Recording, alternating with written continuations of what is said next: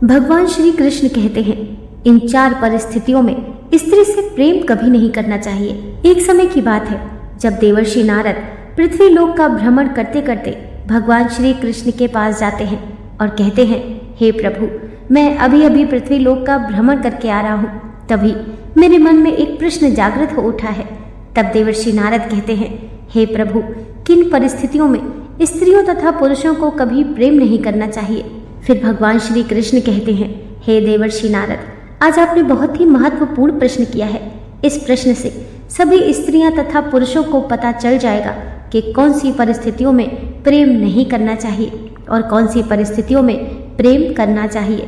तब देवर्षि नारद कहते हैं, हे प्रभु, आपसे निवेदन है कि आप अति शीघ्र बताइए। फिर भगवान श्री कृष्ण कहते हैं, हे देवर्षि नारद, इस प्रश्न को जानने से पहले आपको प्राचीन काल की एक कथा सुनाता हूँ। फिर भगवान श्री कृष्ण कथा को आरंभ करते हैं। हे देवर्षि नारद, प्राचीन काल की बात है। एक नगर में राघव नाम का राजा राज्य करता था। वह राजा बड़ा ही धर्मात्मा और सत्यवादी राजा था। उसके राज्य में न कोई गरीब था और न ही कोई भूखा प्यासा रहता था। राजा राघव के यहाँ एक ब्राह्मण था जिससे बिना कोई काम करवाए ही राजा उसे मंत्री जितना वेतन दिया करते थे। फिर जब वह ब्राह्मण बूढ़ा हो गया तो उसने अपनी पत्नी से कहा, हे प्रिय, हमको बिना काम के राजा का धन खाते खाते जीवन बीत गया, लेकिन हमसे कोई काम नहीं लिया। राजा साहब वेतन तो हमें एक मंत्री के बराबर देते हैं, लेकिन वे कोई काम हमसे नहीं करवाते हैं। अब हम चाहते हैं कि हम राजा के एहसानों से मुक्त हो जाएं, और मुक्त हम तभी हो पाएंगे जब राजा हमसे कोई काम करवाएंगे। आगे भगवान श्री कृष्ण कहते हैं, हे देव मुनि नारद, ये सोचकर वह ब्राह्मण सीधा राजा के दरबार में गया और बोला, हे महाराज, आपका वेतन खाते खाते हमें बहुत वर्ष बीत गए हैं, परंतु आज तक आपने हमसे नौकरी का कोई काम नहीं लिया। हम ऊपर जाकर भगवान को क्या मुंह दिखाएंगे? इसीलिए हमारी आपसे ये प्रार्थना है कि आप हमसे कोई काम करवाएं, जिससे हमें अपने आप पर कोई कर्ज चढ़ा हुआ महसूस ना हो। तब ब्राह्मण की बात सुनकर राजा कहने लगे, देखिए ब्राह्मण जी, वैसे तो हमारी ये प्रतिज्ञा है कि हम किसी ब्राह्मण से कोई काम नहीं कराते, लेकिन आज आप ज़्यादा कह रहे हैं तो हम आपको एक काम बता रहे हैं, आप उसे कर लेना। आप हमारे काम के रूप में गंगा स्नान करिए और छोटे से डिब्बे में हमारे लिए भी गंगा जल लेते आना, यही आपकी नौकरी होगी। राजा की बात सुनकर ब्राह्मण बड़ा खुश हुआ और वह तुरंत अपने घर आया और अपनी पत्नी से बोला, मैं आज राजा के कहने से गंगा स्नान करने जा रहा हूँ। तब ब्राह्मणी बोली, हे स्वामी, यदि आप गंगा स्नान के लिए जाएंगे तो मैं आपके जाने के बाद अन्न जल कैसे ग्रहण करूँगी? आप तो जानते ही हैं कि मैं आपके दर्शन किए बिना अन्न ग्रहण नहीं करती हूँ। तब ब्राह्मण कहता है, देखो, मैं अपनी एक तस्वीर दीवार पर बना देता हूँ, तुम इस तस्वीर के दर्शन करके भोजन कर लिया करना। 3-4 दिन की ही तो बात है, फिर तो मैं आ ही जाऊंगा। इतना कहने के बाद ब्राह्मण देव गंगा स्नान करने को चले गए। फिर भगवान श्री कृष्ण कहते हैं, हे देवर्षि नारद, जाते जाते वह राजा से कह गया कि मेरी पत्नी घर पर अकेली है, आप उसकी खबर लेते रहना। तब राजा ने कहा, हे ब्राह्मण जी, आप किसी बात की चिंता ना करें, मैं आपकी पत्नी की खबर लेता रहूंगा। फिर इतना कहकर वह ब्राह्मण तो गंगा स्नान करने को चला गया। इस दौरान राजा ब्राह्मण के घर की देखभाल करने के लिए एक चक्कर रोज उसके घर पर लगा आते थे। अब धीरे धीरे कई दिन बीत गए, पर ब्राह्मण गंगा स्नान करके अभी तक नहीं लौटे। फिर एक दिन की बात है, उस ब्राह्मण के घर के पड़ोस में आग लग गई, जिससे लोगों ने आग को बुझाने की बहुत कोशिश की, लेकिन आग नहीं बुझ पाई। अब तो धीरे धीरे आग ब्राह्मण जी के घर में पहुंच गई। तब उस समय वह ब्राह्मणी घर के अंदर दीवार पर बनी अपने पति की तस्वीर के दर्शन कर रही थी। आग जब पूरे घर में फैल गई तो वह ब्राह्मणी अपने पति की तस्वीर के आगे खड़ी हो गई और सोचने लगी, कहीं मेरे पति की तस्वीर आग में न जल जाए। लेकिन उस तस्वीर के साथ ही साथ ब्राह्मणी भी जलकर मर गई। फिर राजा को जब खबर मिली तो राजा भागता हुआ आया और ब्राह्मणी को मरा देखकर उसे बड़ा दुख हुआ और सोचने लगा, ये क्या अनर्थ हो गया। अब वह ब्राह्मण मुझसे पूछेगा तो मैं उसे क्या जवाब दूंगा। राजा इसी सोच में बैठा था कि इतने में ही गंगा स्नान करके ब्राह्मण भी लौट आए। तब घर जाकर उसने देखा कि आग में जलकर ब्राह्मणी मर चुकी है। तो वह ब्राह्मण क्रोधित हो उठा और राजा से बोला, हे महाराज, गंगा स्नान को जाते समय मैं आपसे कहकर गया था कि मेरी पत्नी की खबर लेते रहना, लेकिन आपने मेरी पत्नी की खबर नहीं ली, इसीलिए वह आग में जलकर मर गई। मैं तुम्हें श्राप अवश्य दूंगा। फिर ब्राह्मण देव को क्रोधित देखकर राजा हाथ जोड़कर बोला, हे ब्राह्मण देव, इसमें मेरा कोई दोष नहीं है। मैंने आपकी पत्नी की खबर ली थी, लेकिन आपकी पत्नी दीवार पर बनी हुई तस्वीर को बचाने के लिए घर से बाहर ही नहीं निकली, इसीलिए वह जल गई। अब जो होना था वो तो हो गया। आप अपने क्रोध को शांत कीजिए। मैं आपकी पत्नी को जीवित करने का प्रबंध करता हूँ, चाहे कुछ भी हो जाए। आप बस हमें 1 महीने का समय दीजिए। तब इतना कहकर राजा ने ब्राह्मणी की लाश को तेल में रखवा दिया और कहा, आप 1 महीने का इंतजार करें। फिर राजा अपने राज्य को मंत्री के भरोसे छोड़कर अमृत की तलाश में चल दिए, जिससे कई दिनों के बाद चलते चलते राजा एक गांव में पहुंचे। वहां एक घर के द्वार पर चबूतरा बना हुआ था, जिससे विश्राम करने के लिए राजा उस चबूतरे पर बैठ गए। उस घर में एक बूढ़ी माँ और बहू 2 प्राणी रहते थे। बूढ़ी माँ का बेटा बहुत दिनों से काम के लिए बाहर चला गया था, लेकिन जब से वो गया तब से लौटकर घर नहीं आया था। फिर भगवान श्री कृष्ण कहते हैं, हे देवर्षि नारद, बूढ़ी माँ का बेटा देखने में एकदम राजा राघव की तरह लगता था, जिसे राजा को द्वार पर बैठा देख वह स्त्री उन्हें अपना पति समझ बैठी और उसने अपनी सास से कहा, हे माँ, द्वार पर बैठा व्यक्ति ऐसा लगता है जैसे वह हमारा पति हो। यह सुनकर बूढ़ी माँ भी दौड़कर घर से बाहर द्वार पर आई और राजा को ही अपना बेटा समझकर उससे लिपट कर रोने लगी और कहने लगी, बेटा, तू इतने दिनों तक कहाँ था? तेरी याद करते करते मैं तो बूढ़ी हो गई और बहू भी दिन रात तेरे बारे में सोचकर व्याकुल रहती थी, पर तूने आज तक हमारी खबर नहीं ली। उस सास और बहू की बातें सुनकर राजा गहरी सोच में पड़ गया और कहने लगा कि कैसी बला मेरे गले पड़ गई है। मैं तो अमृत की तलाश में निकला था, पर मैं यहाँ किसी मुसीबत में पड़ गया हूँ। फिर राजा ने उन्हें समझाया कि मैं तुम्हारा बेटा नहीं हूँ, तुम्हें धोखा हो गया है, तुम्हारा बेटा कोई और है। तुम अपने बेटे का पूरा हाल मुझे बताओ, मैं तुम्हारे बेटे को ढूंढ कर लाऊंगा। फिर बूढ़ी माँ कहने लगी, बेटा, मेरा पुत्र 14 वर्ष की उम्र में विवाह करके चला गया और आज 25 वर्ष हो गए। उसकी पत्नी उसकी चिंता में सूख कर पतली हो गई है, पर वह अभी तक लौट कर नहीं आया। फिर राजा कहने लगे, तुम्हारा बेटा किस देश में रहता है, क्या आपको कुछ पता है? तब बूढ़ी माँ ने जवाब दिया, महाराज, दक्षिण दिशा राज्य में एक भानु प्रताप नाम का राजा है, जो 1 किलो सोना रोज गरीबों को दान करता है। इस राजा के पास मेरा बेटा नौकरी करता है और उसका नाम गोपाल है। राजा राघव बूढ़ी माँ और उसकी बहू को दिलासा देकर वहाँ से चले गए कि बहुत जल्द तुम्हारा बेटा तुम्हारे पास आ जाएगा, तुम चिंता ना करो। फिर राजा राघव शीघ्र ही राजा भानु प्रताप के राज्य में पहुंच गया और द्वारपालों से कहा कि हे द्वारपालों, गोपाल नाम के एक व्यक्ति को बुला दो जो राजा का सेवक है। मैं उनके गांव से आया हूँ, मेरा नाम राघव है। फिर द्वारपालों ने जैसे ये खबर गोपाल को दी, गोपाल तुरंत भागता हुआ द्वार पर आया और राघव को अपने कक्ष में बुलाकर ले गया और उसकी खूब खातिरदारी करी।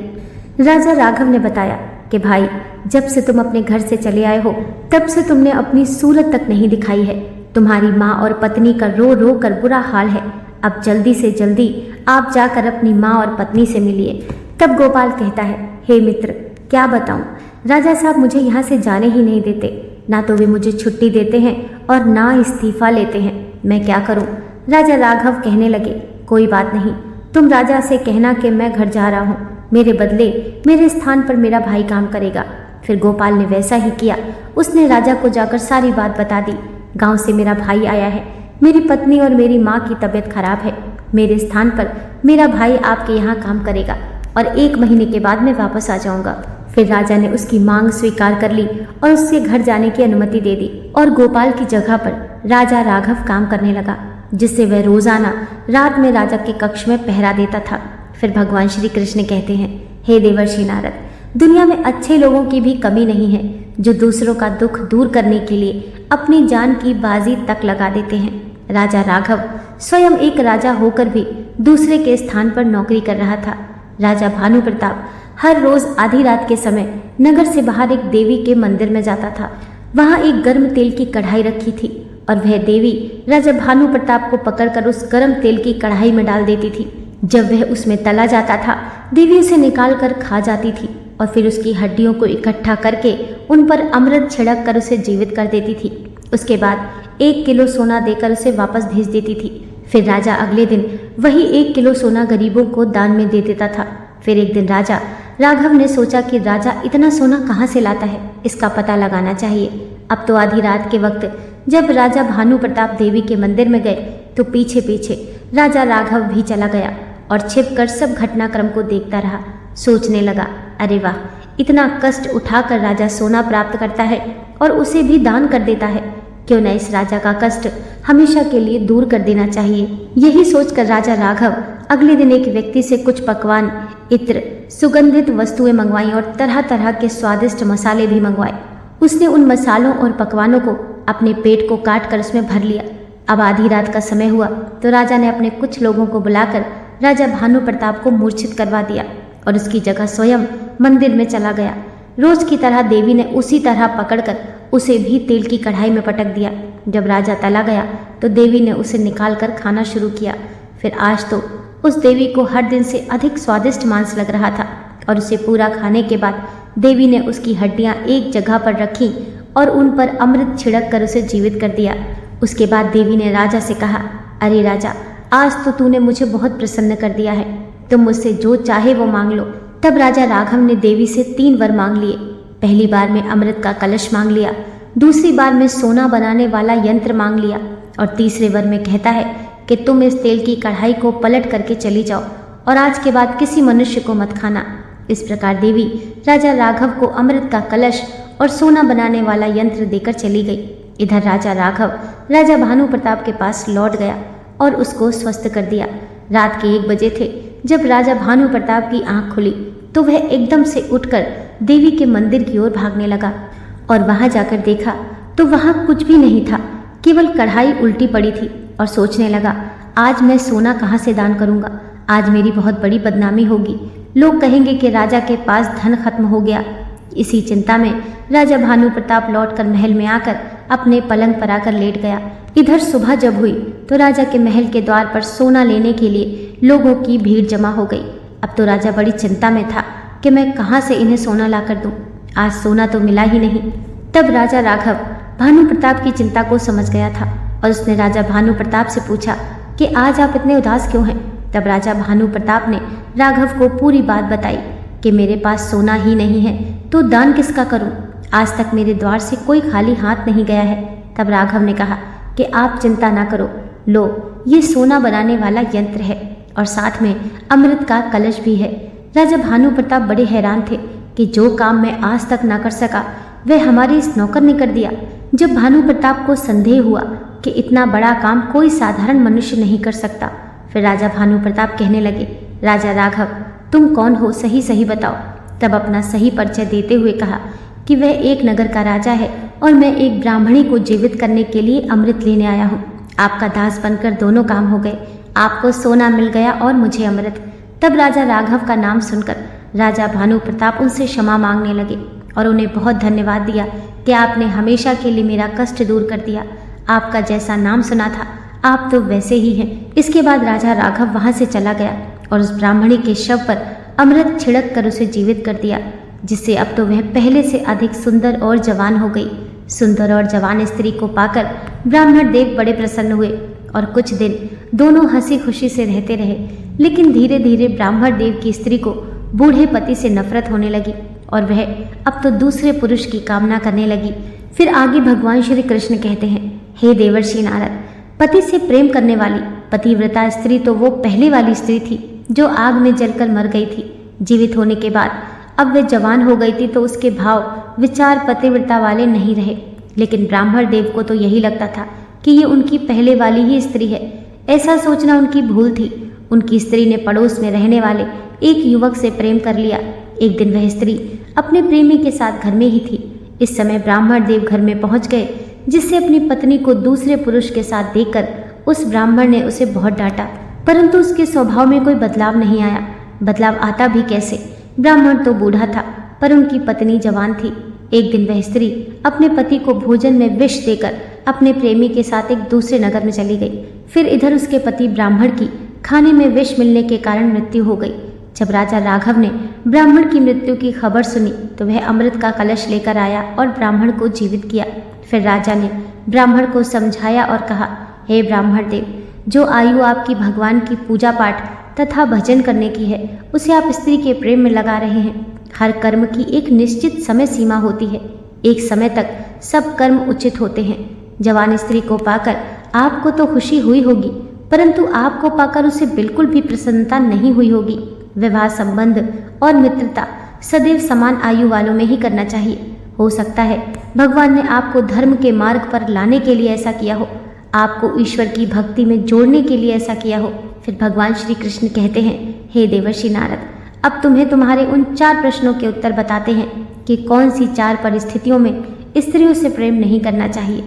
जब स्वयं के ऊपर बुढ़ापा आ जाए और आप जर्जर अवस्था में पहुंच जाएं, इस अवस्था में स्त्री और पुरुष को भगवान के प्रति समय समर्पित करना चाहिए तथा उनकी पूजा पाठ भजन कीर्तन सुनना चाहिए। जब स्त्री बदचलन हो जाए और वह आपका अपमान करने लगे, जब स्त्री मर्यादाओं को तोड़कर धर्म का विरोध करने लगे, जब स्त्री आपकी बातों का तिरस्कार करने लगे, आपकी बातों पर ध्यान न दे और किसी दूसरे पुरुष से प्रेम करने लगे, इन परिस्थितियों में स्त्री से प्रेम नहीं करना चाहिए, वरना जीवन भर परेशानियों का सामना करना पड़ सकता है।